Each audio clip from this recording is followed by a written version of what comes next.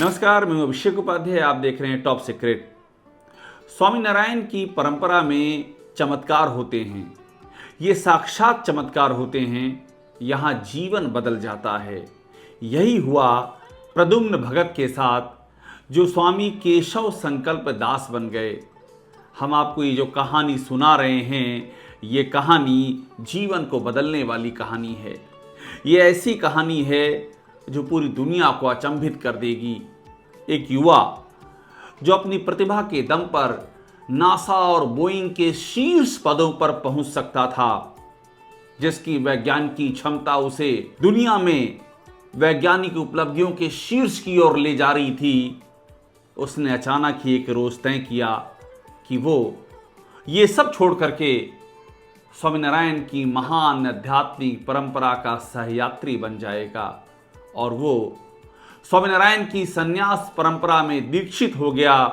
प्रद्युम्न भगत से स्वामी केशव संकल्प दास बन गया। प्रद्युम्न भगत की ये कहानी वाकई प्रेरित करने वाली है।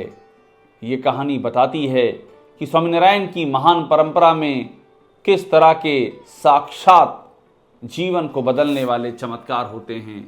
आप पहले जानिए प्रद्युम्न भगत कौन हैं। प्रद्युम्न भगत का जन्म ऑकलैंड, न्यूजीलैंड में हुआ और यहाँ पर उन्होंने इलेक्ट्रिकल एवं रोबोटिक्स इंजीनियरिंग में उत्कृष्टता प्राप्त की। वे इन वैज्ञानिक विषयों में उपलब्धि के सर्वोच्चतम शिखर की ओर तेजी से अग्रसर हो रहे थे। वो गोल्ड स्कॉलर थे, गोल्ड मेडल हासिल कर चुके थे और सिर्फ 15 साल की आयु में टेडेक्स वक्ता हो चुके थे।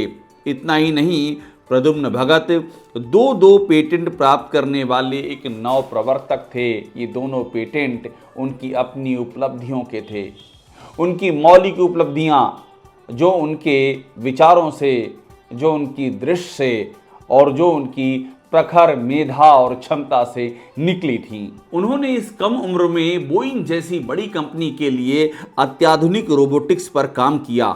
बोइंग के बारे में आप जानते होंगे, इस दुनिया में एयरबस और साथ में बोइंग, ये दो सबसे बड़ी विमान कंपनियां हैं जिनका 90% का शेयर है विमान निर्माण की दशा में। और बोइंग वो कंपनी है जिसकी शुरुआत 20वीं शताब्दी की शुरुआत में हुई थी और उस दौर में हुई थी जब राइट बंधुओं ने दुनिया का पहला विमान बनाया था। उस जमाने में साल 1916 में बिल बोइंग ने इसकी नींव रखी थी।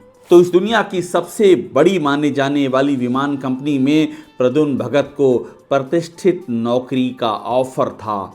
इतना ही नहीं, उनको नासा जेपीएल से भी बेहद ही उन्नत और प्रतिष्ठित नौकरियों के ऑफर थे। ये उपलब्धियां अभूतपूर्व थीं। ये वो उपलब्धियां थीं जिनका युवावस्था में सपना कौन नहीं देखता है। इसके बाद भी प्रद्युम्न भगत ने इन सब को छोड़ करके बीएपीएस के स्वामीनारायण संप्रदाय के सन्यासी जीवन में प्रवेश करने का संकल्प लिया। और इसी को कहते हैं जीवन का बदल जाना। जिन भौतिक उपलब्धियों की ओर सारी दुनिया भागती है, प्रद्युम्न भगत उनको छोड़ करके, उनको हासिल करने के बाद उन्हें त्याग करके बीएपीएस की महान आध्यात्मिक परंपरा के सहयात्री हो गए, साझेदार हो गए। उन्होंने तमाम सांसारिक बंधनों को त्याग कर स्वामीनारायण संप्रदाय में दीक्षा प्राप्त की और स्वामी केशव संकल्प दास के रूप में अपना जीवन व्यतीत करने का निश्चय किया। ये लाखों लोगों के लिए प्रेरणा का स्रोत है। परम पूज्य महंत स्वामी के आशीर्वाद की छाया में उन्होंने सन्यासी जीवन में प्रवेश किया। इस दौरान सनातन परंपराओं की आभा चारों ओर परिलक्षित हो रही थी। लाखों लोगों का जीवन इस प्रेरणात्मक कथा की दिव्यता से ओतप्रोत हो रहा था। प्रद्युम्न भगत से स्वामी केशव संकल्प दास बनने की ये प्रक्रिया स्वामीनारायण के महान आध्यात्मिक जीवन की साक्षी है। ये कहानी युवाओं के लिए नए जीवन की प्रेरणा देने वाली है और ये कहानी समूची दुनिया में युवाओं को भौतिक उपलब्धियों के माया मोह से आगे निकल करके आध्यात्मिक यात्रा की साक्षी बनने के लिए अनवरत प्रेरित करती रहेगी।